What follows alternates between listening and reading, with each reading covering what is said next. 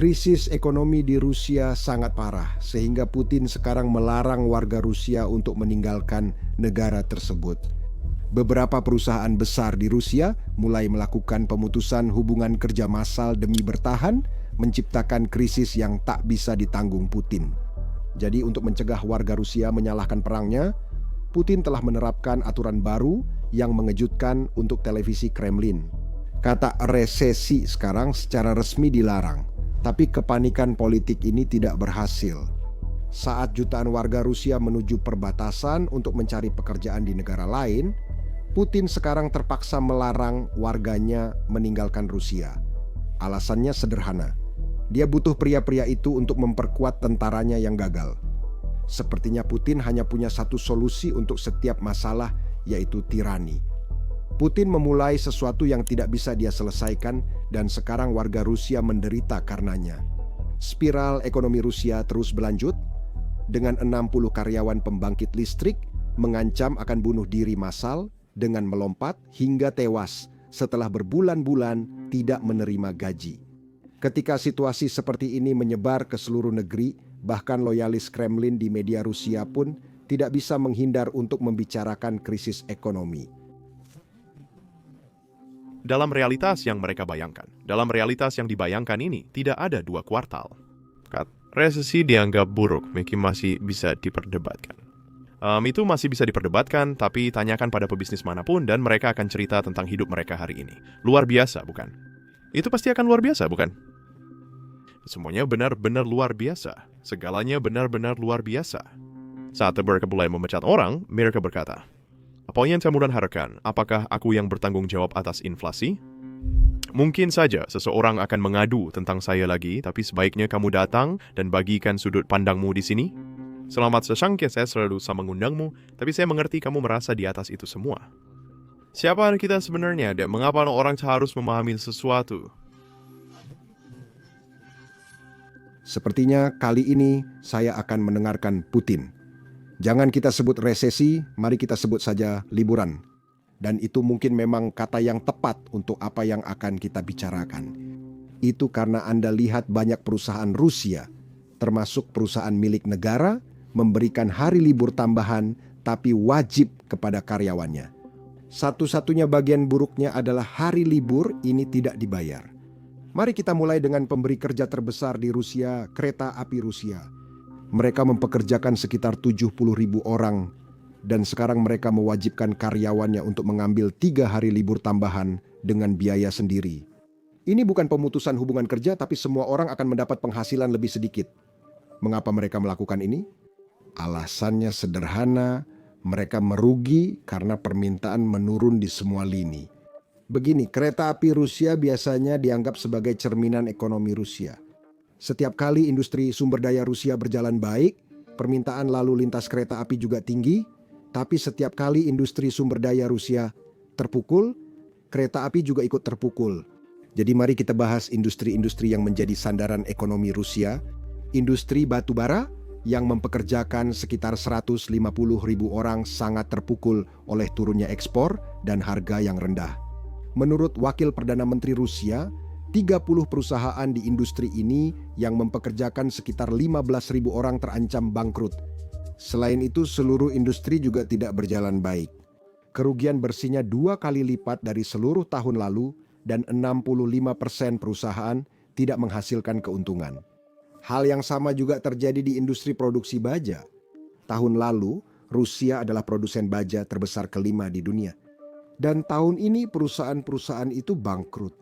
Situasinya begitu parah sehingga pemerintah Rusia sedang mempertimbangkan untuk memberi mereka penangguhan pembayaran utang agar mereka tidak bangkrut. Dan tentu saja kita tidak bisa melupakan bos besar industri sumber daya Rusia, yaitu sektor minyak dan gas. Sekarang, seperti yang mungkin kalian lihat, drone Ukraina, maksud saya, sanksi Ukraina sangat memukul keras perusahaan minyak dan gas. Ketika kilang minyak terbakar, para karyawan biasanya tidak datang bekerja dan mereka tidak dibayar untuk waktu itu. Yang menjadi masalah di negara di mana harga kebutuhan pokok terus naik. Nah, sekarang bahkan media Rusia mulai memperhatikan sesuatu yang tidak dibicarakan oleh Putin, yaitu ekonomi minyak Rusia. Lihatlah apa yang dikatakan surat kabar Rusia minggu lalu.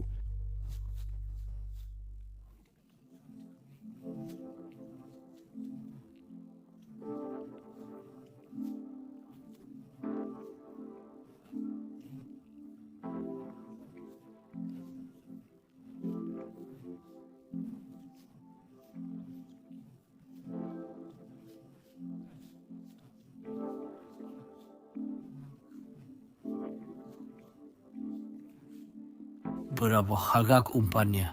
Di masa-masa sulit kamu tahu, tidak mudah. Menurut Badan Statistik Negara, pertumbuhan produk domestik bruto Rusia melambat dari 45% pada kuartal 4 2024 menjadi 14% di kuartal 1 2025 dan hanya 11% di kuartal 2. Volume perdagangan grosir Januari-Maret turun 4% dari tahun sebelumnya. Indikator pasokan air turun sebesar 2%. Pertambangan menyumbang sekitar 15% dari produk domestik bruto Rusia. Turun 1% pada paruh pertama tahun ini, perputaran barang turun 0,3% dibanding tahun lalu. Secara khusus, transportasi barang melalui kereta api turun sebesar 6,6% dan indikator untuk pelabuhan laut menurun sebesar 5,4%. Semua ini merupakan konsekuensi langsung dari penurunan di sektor pertambangan dan manufaktur yang sangat penting bagi Rusia. Kini, masalah Rusia tak hanya di industri sumber daya, produsen mobilnya pun mengalami kesulitan serupa. Pabrik mobil Gorky dengan 20.000 pekerja dan Avtovaz, produsen mobil terbesar Rusia dengan 40.000 pekerja, kini menerapkan sistem kerja 4 hari seminggu. Sekarang kedengarannya seperti kesepakatan yang bagus, tapi kenyataannya mereka melakukan ini karena pendapatan kembali menurun dan mereka tidak mampu membayar sebanyak itu karyawan.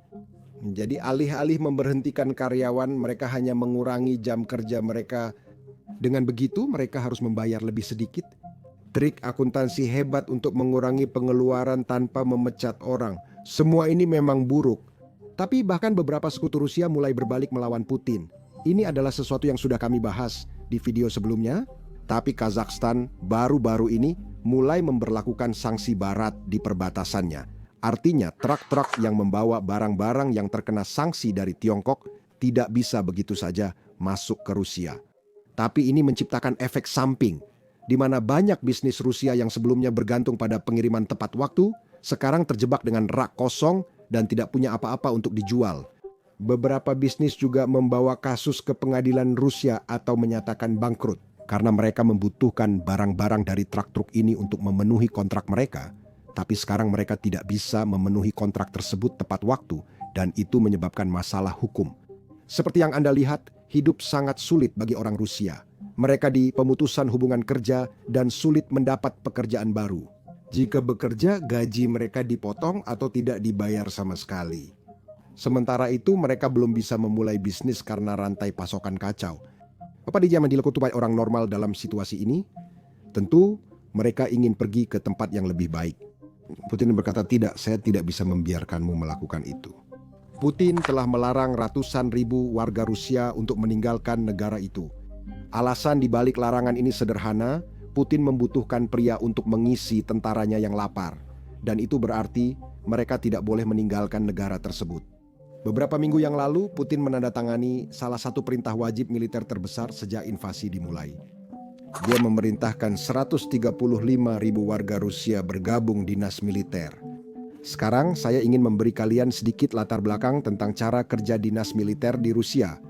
Wajib militer yang didaftarkan Putin sebenarnya tidak bisa langsung ke garis depan. Itu karena Rusia belum menyatakan perang ke Ukraina. Artinya, mereka tidak bisa ikut pertempuran atau keluar dari perbatasan Rusia. Bagi Rusia, ini hanyalah operasi militer khusus. Dan itu berarti Putin harus berpikir kreatif untuk mengirim para wajib militer ini ke garis depan.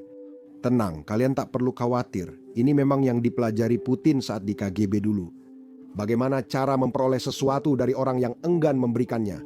Putin telah memerintahkan para komandan Rusia untuk menggunakan kemampuan persuasi mereka terhadap para wajib militer muda ini agar mereka menandatangani kontrak sukarelawan untuk pergi ke garis depan.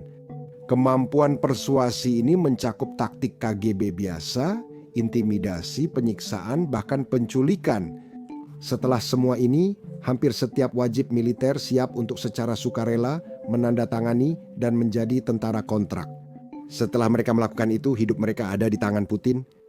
Tapi masih ada sisi positif dari semua ini. Seperti yang sudah kita bicarakan selama ini, setiap tentara yang bergabung dalam perang Rusia melawan Ukraina akan mendapatkan jutaan rubel sebagai bonus. Untuk bertarung, mereka langsung jadi jutawan dalam semalam.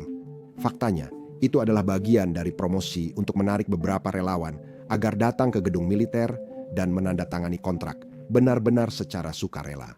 Tapi kau tahu, seperti kata mantan Presiden dan Jenderal Eisenhower, janji Rusia tak ada nilainya. Nah, para tentara Rusia ini mengetahuinya dengan cara yang sulit. Dengarkan sendiri dari seorang tentara Rusia.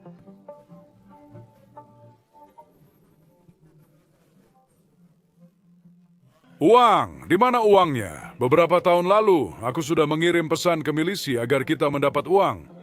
Mereka berjanji padaku kantongmu akan dipenuhi emas. Sekarang ini semuanya hancur berkeping-keping, justru sebaliknya. Selain itu, kamu juga telah mengambil 70.000. Mereka menelepon dan menagih saya setiap hari padahal saya tidak punya uang. Istri saya bilang, kamu belum kembalikan uangnya. Uangmu hampir habis. Saya kalah 24 hari berturut-turut dan memberi istri serta anak-anak 12 juta rubel. Catra jutaan, mereka bilang begitu. Mereka datang 3 kali sehari. Jika dia meninggal, uang saya akan saya berikan ke mereka. Ketika kamu masuk neraka, itu sudah tidak penting lagi.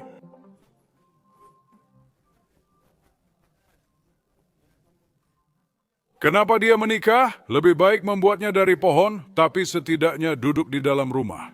Ya, jadi itulah alasan kamu menandatangani kontrak ini. Ya?